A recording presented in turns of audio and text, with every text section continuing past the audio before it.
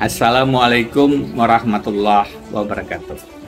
Setelah pemungutan suara ulang di Kota Banjarbaru, timbul diskusi apakah perlu ada langkah hukum lain ke Mahkamah Konstitusi.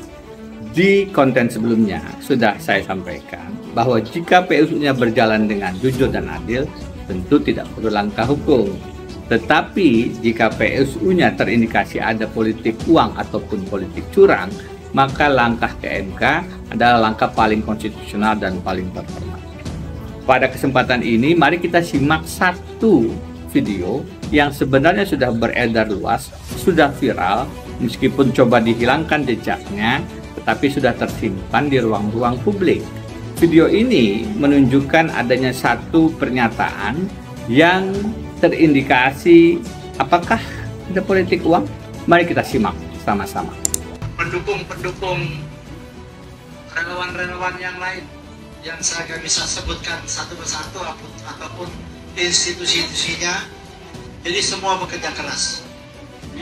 Dari dosen sendiri, ini baru pertama kali kabupaten terkecil di Kalimantan, tapi tokoh-tokoh dan tim inti dari Sulawesi dan Batu Licin kita kerahkan semua di sini.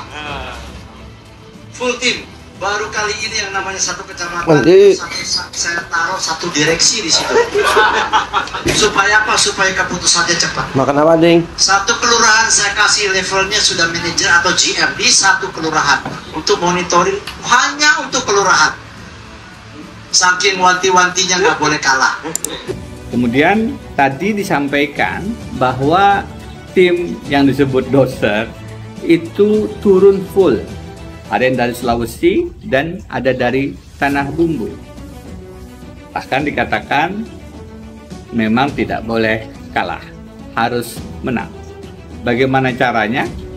Mari kita simak. Hitungan kita sebetulnya simpel, bahwa kita berhitung dari 193, kita hanya berharap yang datang tuh 60% dari 193. Disampaikan ada DPT 193.000.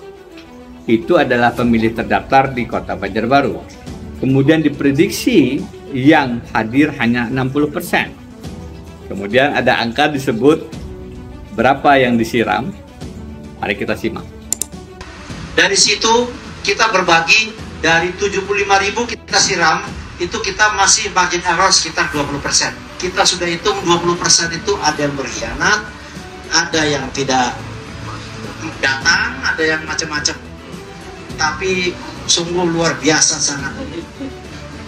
75.000 disiram. Apa artinya?